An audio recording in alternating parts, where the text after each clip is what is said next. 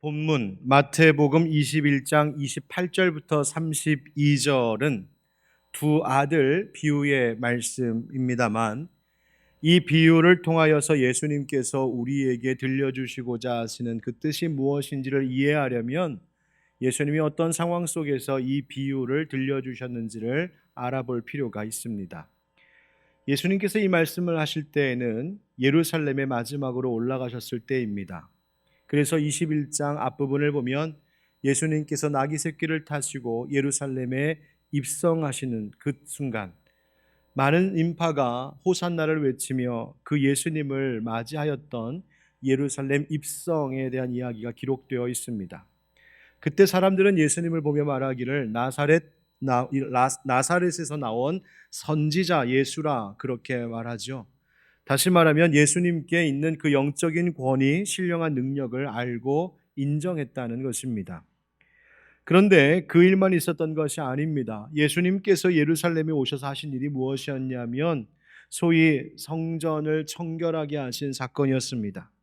성전에 들어가셔서 그 안에서 장사하는 사람들, 돈 바꾸는 사람들, 비둘기 파는 사람들을 다 내쫓으셨지요. 하나님께 예배하며 기도하도록 세워진 이 거룩한 성전에서 하나님이 아닌 인간의 욕심, 인간의 탐욕을 위하여 사람들이 결탁하고 장사하고 있는, 그래서 돈이 저들의 신이 되어버린 그 성전, 소위 성경에서 말하기를 강도의 소굴로 만들어버린 이런 사람들을 크게 책망하시고 내쫓으시는 일이 있었습니다. 그리고 예수님 그 이후로 사람들에게 말씀을 가르치시죠. 열매 맺지 못한 무화과 나무를 통하여서 하나님의 자녀들이 열매 맺는 삶을 살아야 하고 그것을 위하여 믿음으로 기도하고 구하는 삶이어야 한다고 예수님 가르쳐 주셨습니다. 이것이 마태복음 21장 1절부터 22절까지의 이야기입니다. 그런데 이렇게 행하시는 예수님을 좋지 않은 시선으로 바라보고 있는 사람들이 있었습니다. 바로 당시의 종교 지도자들이었습니다. 그들이 예수님의 권위에 도전하며 말하기를 23절에 보면 예수께서 성전에 들어가 가르치실새 대제사장들과 백성의 장로들이 나와 이르되 네가 무슨 권위로 이런 일을 하느냐, 또 누가 이 권위를 주었느냐 묻습니다. 대제사장들과 장로들, 그들은 스스로 자신들에게 권위가 있다고 생각했었던 종교 지도자들이었습니다. 그런데 예수님이 행하신 일, 바로 성전을 깨끗하게 하시고 사람들을 가르치시고 그 전에도 놀라운 이적으로 사람들을 치료하시는 등 놀라운 그 역사를 나타내는 것을 보면서 이 모든 일에 대하여 물은 것이죠. 먼저는 네가 무슨 권위로 이 일을 하느냐, 그리고 두 번째 물은 것은 그 권위는 누구에게로부터, 어디에서부터 온 것이냐라고 그 권위의 출처, 권위의 기원을 물었습니다. 여러분, 이 짧은 대화를 잘 보십시오. 하나님의 관점에서 보면 이것이 얼마나 이상하고 어리석은 사람들의 질문이었는지. 지금 이 질문을 받고 계신 분은 누구십니까? 하나님의 아들 예수 그리스도이십니다. 성삼위일체 하나님께서 천지를 말씀으로 창조하실 때 그 모든 일에 함께 하신 분이시요, 하나님께 보냄받으신 분, 바로 하나님의 아들 예수 그리스도이신데, 그의 말씀으로 그의 손길로 지음을 받은 인간이, 피조물된 자가 오히려 자기를 창조한 창조주에게 권위를 운운해야 하며, 도대체 당신의 권위는 어디에서 온 거냐고, 너의 그 권위는 무엇이냐고 따져 묻는, 뭐가 잘못돼도 한참 잘못된 상황이 펼쳐졌습니다. 여러분, 이 사람들의 질문에 예수님 뭐라고 대답하셨을까요? 나에게 있는 권위는 하나님께서 주신 권위야. 예수님은 그렇게 말씀하지 않으셨습니다. 예수님은 사람들의 이 질문에 직접적으로 답하지 않으시고 오히려 대신 예수님께서 논쟁 가운데 종종 사용하셨던 방법처럼 다시 그 질문한 사람에게 거꾸로 또 반문하셔서 스스로 그 질문에 대답하게 하심으로 무엇이 참 진리인지를 드러내셨습니다. 그래서 예수님께서 대답하십니다. 24절에 예수께서 대답하시되 나도 한 말을 너희에게 물으리니 너희가 대답하면 나도 무슨 권위로 이런 일을 하는지 이르리라. 요한의 세례가 어디로부터 왔느냐, 하늘로부터냐 사람으로부터냐. 그들이 서로 의논하여 이르되 만일 하늘로부터라 하면 어찌하여 그를 믿지 아니하였느냐 할 것이요, 만일 사람으로부터라 하면 모든 사람이 요한을 선지자로 여기니 백성이 무섭다 하여. 아멘. 여러분, 예수님께서 대제사장들과 장로들에게 거꾸로 물으신 그 질문이 뭡니까? 요한의 세례에 대해서 물으셨습니다. 요한의 세례, 즉 세례 요한이 회개하라, 세례받으라고 했던 그 일들, 그 선포했던 말과 행했던 일들의 권위는 과연 어디서 왔다고 너희는 생각하느냐 물은 것입니다. 그 세례 요한의 권위가, 또 요한의 세례가 하늘에서부터 온 권위냐 아니면 사람에게로부터 온 권위냐 물으신 것이죠. 여러분, 그런데 이 질문이 사람들을 당황하게 했습니다. 이 질문이 어려운 질문이었을까요? 왜 사람들이 이 질문에, 이 대제사장들과 장로들이 이 질문에 당황하였는지 이유도 말하고 있습니다. 만약 이 질문이, 이 권위가 하늘로부터 온 권위, 즉 하나님께서 주신 권위로 그 세례 요한이 그렇게 했다라고 대답을 하면, 아니 그렇다면 왜 너희들은 그것을 믿지 않고 회개하지 않았느냐고 분명히 그렇게 물을 것이기에 이 권위가 하늘로부터 온 것이라고 대답할 수가 없었습니다. 반대로 사람에게로부터 이 권위가 왔다라고 대답하면, 여러분 당시 사람들이 세례 요한을 어떻게 여겼는가, 이것과 문제가 생깁니다. 사람들은 이 세례 요한을 선지자, 하나님 보내신 선지자로 여기고 있었습니다. 그래서 세례 요한 하나님께서 보내신 자요, 그 신령한 권위를 얻고 그의 외침을 듣고 회개하고 사람들이 세례를 받았던 것인데, 만약 이 대제사장들과 장로들, 종교 지도자들이 이 세례 요한의 권위가 사람에게로부터 왔다라고 말하면 백성들이 그렇게 믿고 있었던, 따르고 있었던 것을 무시하는 것이 되니까 백성들이 어떻게 할까? 백성들이 무서웠다는 것입니다. 백성들이 반발할 것이고, 그러면 이 대제사장들과 이 장로들이 백성들로부터 민심을 잃어버릴 것을 걱정하고 염려했던 것이죠. 그래서 이 사람들이 뭐라고 대답합니까? 우물쭈물하다가 우리가 알지 못하노라, 모르겠다고 이야기합니다. 그런데 사실 그들이 진짜 몰랐습니까? 아닙니다. 다만 이렇게도 말할 수 없고 저렇게도 말할 수 없었던 것입니다.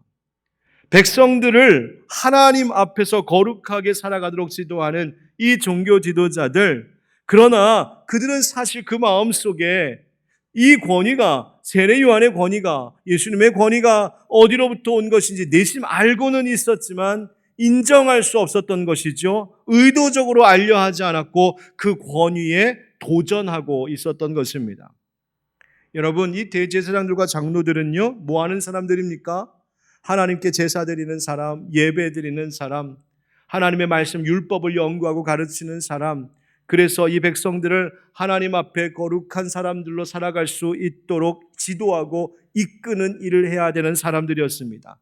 다시 말하면 그들의 모든 삶은, 그들의 행동은 전부 하나님, 그분께 권위를 두고 살아야 되는 사람들이었습니다. 하나님이 그들의 권위자여야 됐고 하나님의 말씀의 권위를 붙들고 그 중심으로 살아야 되는 바로 그 대표적인 사람들이었습니다. 그런데 오늘 예수님과 잠깐 나눈 이 대화를 보면 저들의 삶이 하나님께 권위를 두는 삶이 아니었다는 것을 금세 알 수 있죠. 그들은 무엇에 권위를 두고 살았을까요? 자기들의 힘을 잃을까 봐, 백성들을 무서워하며 자신들이 누리고 있는 힘, 기득권, 권세, 이런 것들이 빼앗길까 봐 전전긍긍하는, 바로 세상의 것에, 사람의 것에 그저 자기들이 누리고 있는 이 힘에 권위를 두고 있었던 이들이 당시 대제사장들과 장로들이었다는 말입니다. 여러분, 권위라는 말이 뭡니까? 사전적으로 보면 권위는 사람을 통솔하여 이끄는 힘이요, 영향력을 끼칠 수 있는 능력을 말하는 것입니다. 예수님께 도전했던 이 지도자들은 그들이 맡은 직임이 하나님의 권위를 따르는 것임에도 불구하고 정작 그들의 삶은, 그 마음의 중심은 하나님께서 이끄는 삶, 하나님이 통솔하시는 삶, 하나님의 영향력 아래에 있는 그런 삶이 아니라 자기 힘, 자기 권세, 자기 지위, 자기가 누리고 있는 것들에 더 많은 권위를 두고 살아가는, 세상의 허망한 것에 권위를 두고 살아가는 자들이었다는 말입니다. 바로 이런 상황 속에서 예수님께서 두 가지 비유의 말씀을 들려주시는 것이죠. 하나는 오늘 본문인 바로 두 아들의 비유요, 또 하나는 33절 이하로 나오는 포도원 농부들의 이야기입니다. 오늘은 그 가운데 그 첫 번째 두 아들 비유 이야기, 이 말씀을 통하여서 하나님의 뜻을 나누려고 합니다. 이 비유는 간단한 이야기입니다. 두 아들이 있었는데 어느 날 아버지가 두 아들에게 일을 시키죠. 너희들 가서 포도원에 가서 일 좀 해라. 맏아들이 예 알겠습니다 아버지 해놓고는 말만 그렇게 하고 가지 않았습니다. 둘째 아들은 아유 더운 날 아버지 무슨 포도원 일이에요. 종들 시키세요. 싫어요. 그래놓고는 무슨 바람이 들었는지 그 발걸음을 돌이켜 포도원에 일을 하러 갔다는 겁니다. 이 이야기는 전부 이것입니다. 그런데 이 이야기를 마치고 예수님께서 중요한 질문을 던지시지요. 바로 이 질문입니다. 그 둘 중에 누가 아버지의 뜻대로 하였느냐? 누가 아버지의 뜻대로 하였느냐? 이 말씀을 달리 얘기하면 누가 아버지의 권위를 인정했느냐라는 질문입니다. 답은 뻔하죠. 누구입니까? 둘째 아들이죠.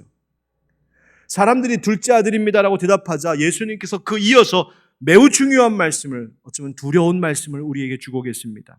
31절에 그 둘 중에 누가 아버지의 뜻대로 하였느냐 이르되 둘째 아들이니이다. 예수님께서 그들에게 이르시되 내가 진실로 너희에게 이르노니 세리들과 창녀들이 너희보다 먼저 하나님의 나라에 들어가리라. 아멘.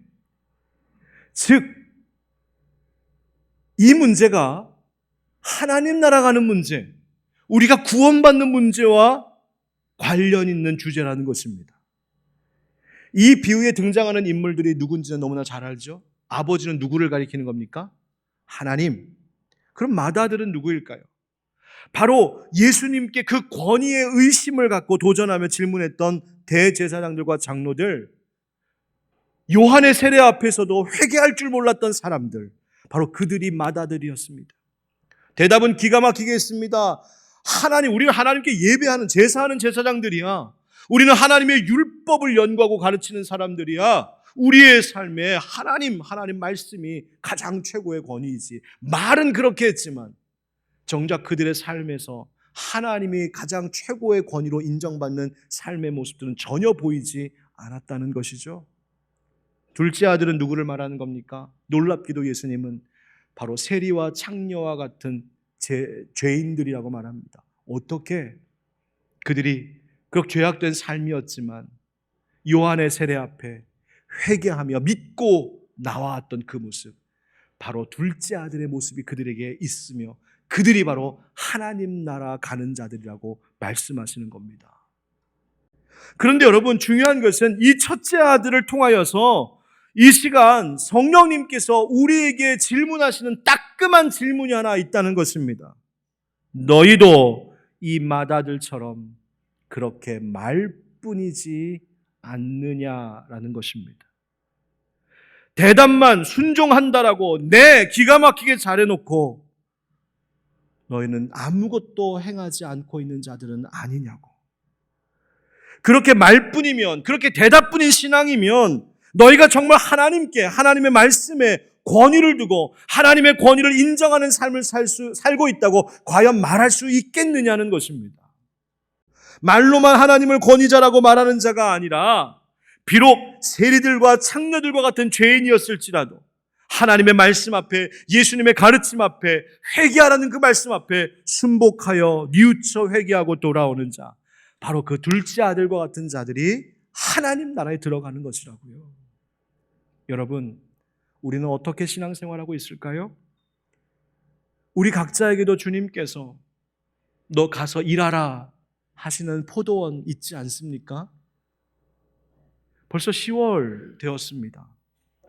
올 한 해 처음을 시작하면서 2023년도 한 해 하나님께서 우리 각자에게 이렇게 살아야 한다고 마음 주셨던 것, 그래서 하나님 나 그렇게 살겠노라고 예라고 대답하며 다짐하며 시작하셨던 일 어떻게 잘 하고 계십니까? 진정한 예배드리는 참된 예배자가 되라고 하시는 말씀에 도전 주셔서 예 그렇게 하겠습니다 대답은 했는데 말로만 아니라 정말 영과 진리로 마음과 정성을 다한 예배자 되겠다고 하나님 앞에 네라고 대답은 했는데 정작 지금 이 순간 여러분 어떠십니까?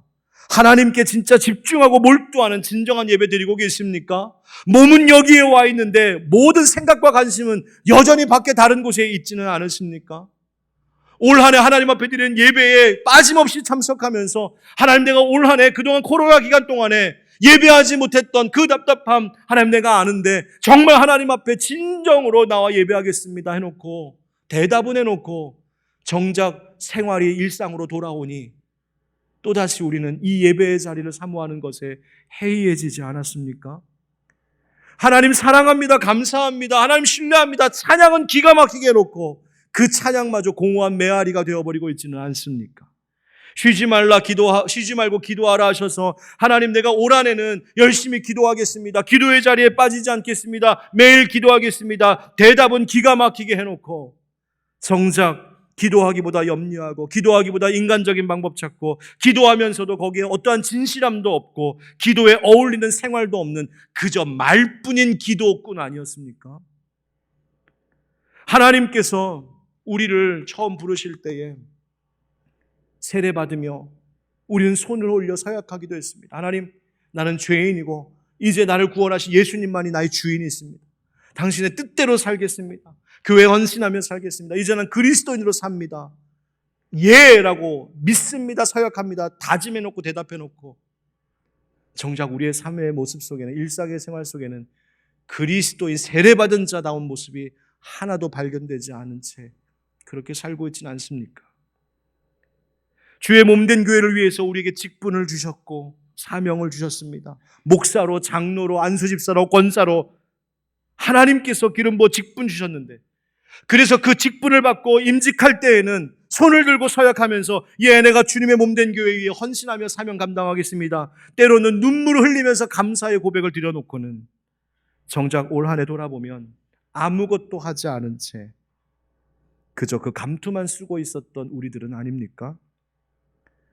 사랑하라 하시고 화목하라 하셨는데 그래서 대답은 해놓고 올 한 해 여전히 다투고 여전히 누군가를 향한 그 미움을 버리지 못한 채 불화하며 살고 계시지는 않으십니까?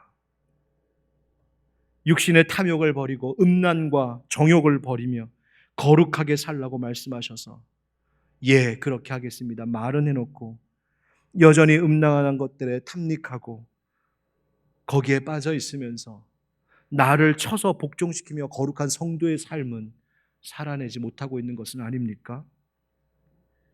하나님께 나의 시간을 드리며 하나님께 헌신하는 삶을 살겠다 라고 다짐하고 대답은 해놓고 하루의 일과 어느 순간도 한 주간을 살고 한 달을 살고 지난 몇 달을 살아왔음에도 하나님과 진정하게 친밀하게 마음을 다하여 만나는 교제의 시간은 갖지 못하고 있는 우리들은 아닙니까?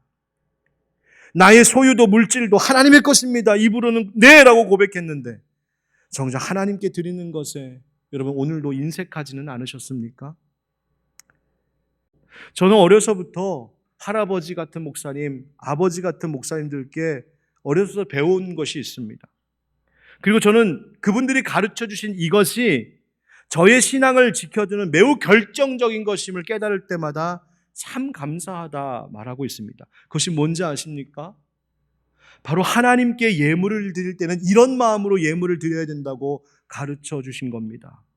뼈를 깎는 것처럼, 살을 애는 것처럼 남아서 드리는 것이 아닌 가장 먼저를, 전부를 드리는 것, 그것이 진짜 헌신이라고요. 여러분, 절기가 돌아오면 여러분 어떻게 하십니까? 아무 생각도 준비도 없다가 주일날 와서 딱 보니 오늘 추수감사절이네, 오늘 부활절이네, 그래서 오늘 주일 헌금으로 가져왔던 것 봉투만 바꿔 껴서 그렇게 헌금하신 적은 없으십니까? 정말 마음을 다하여 최선을 다하여 드리고 계십니까? 하나님 앞에 1년 동안 하나님께서 내게 주신 것에 감사하는 마음으로 그 마음을 표현하는데 그 표현이 그저 일주일 동안 하루에 내가 그저 사 먹는 아메리카노 커피 한 잔 값, 한 끼 점심값, 그것도 되지 않는 것이라면 여러분, 진짜 내가 이 물질 문제에 있어서 하나님이 내 인생의 권위자라고 여러분 진짜 그렇게 고백하실 수 있겠습니까? 여러분 오해하지 마십시오. 헌금 많이 하라고 지금 드리는 말씀이 아닙니다. 내 마음을 다한 최선으로 하나님 앞에 드리고 예배하는지 우리 돌아보자는 것입니다. 진짜 하나님을 나의 권위자로 고백하고 있는가? 여러분 우리는 어떤 신앙을 고백하는 그리스도인들입니까? 갈라디아서 2장 20절 말씀에 내가 그리스도와 함께 십자가에 못 박혔나니 그런즉 이제는 내가 사는 것이 아니요 오직 내 안에 그리스도께서 사시는 것이라. 이제 내가 육체 가운데 사는 것은 나를 사랑하사 나를 위하여 자기 자신을 버리신 하나님의 아들을 믿는 믿음 안에서 사는 것이라. 아멘. 무슨 고백입니까? 나는 예수님과 함께 죽었습니다. 내 안에 사시는 분은 예수님이십니다. 달리 말하면 더 이상 나는 나의 스스로의 권위자가 아닙니다. 내가 나의 주인이 아닙니다. 다른 누구도 세상 명예와 힘과 물질도 아니고 오직 예수님만이 내 안의 권위자요 나의 주인이요 나의 왕이심을 나는 고백하며 삽니다. 난 그분 뜻대로 사는 것뿐입니다. 그런데 그것이 그저 말뿐인 믿음이라면, 대답뿐인 순종이라면, 하나님 사랑합니다, 예수님 내 주인이십니다라고 하는 믿음이 그 중심의 변화와 삶의 실천이 없는 그저 말뿐이라면 예수님의 권위를 의심했던 이 대제사장 장로들과 무엇이 다르겠습니까? 우리도 역시 불순종하는 자요, 아무 열매 맺지 못하는 사람들이지요. 여러분 어떻게 해야 될까요? 30절 말씀에 둘째 아들이 어떻게 했습니까? 실소이다 하였다가 그 후에 뉘우치고 갔으니. 예, 여러분 우리 지금까지 그렇게 살았을 수 있습니다. 그러나 이제 뉘우쳐 다시 일하러 가면 되는 겁니다.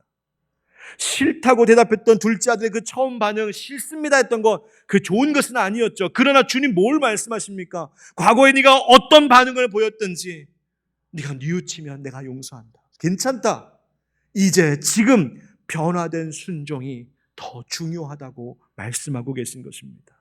여러분 오늘 이 비유를 통해 예수님께서는 우리를 향하신 하나님 구원의 은혜가 얼마나 큰 것인지를 말씀해 주십니다.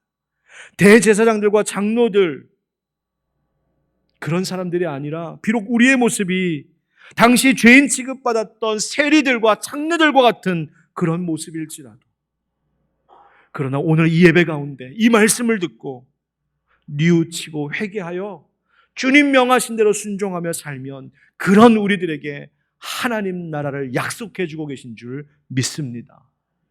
아유 목사님, 구원은 행위가 아니라 믿음으로 얻는 것 아닌가요? 행위가 중요합니까? 맞습니다. 여러분 구원은 믿음으로 얻는 것입니다. 그런데 묻겠습니다. 도대체 그 믿음은 무엇으로 입증하시겠습니까? 말로만 아니라는 것이죠. 말은 누구나 할 수 있습니다. 여러분 믿음은 보이는 것입니다. 어떻게 믿음이 보일까? 세월이 흐르면서 내 삶의 열매로 입증되는 것이죠. 여러분 내가 주님의 명령에 처음 어떤 반응을 보였는지, 내가 지금까지 어떻게 살아왔는지, 이 모든 것보다 더 중요한 것은 오늘 이 말씀을 들은 이 예배의 자리, 지금 이 순간 이 말씀이 나를 책망하시는 성령님의 말씀인 줄 알고 회개하여 뉘우쳐 하나님 내가 이제 하나님이 명하신 대로 살겠습니다. 하나님 내가 이제 가서 일하라 하신 포도원으로 발걸음을 옮기겠습니다. 그 고백으로 살아갈 때에 우리의 인생 가운데 하나님 나라가 열리는 역사가 있게 될 줄 믿습니다. 여러분 우리의 굳어진 완악한 마음을 뉘우치고 순종함으로 하나님 나라 바라보는 우리 모두가 되기를 예수님의 이름으로 축원드립니다.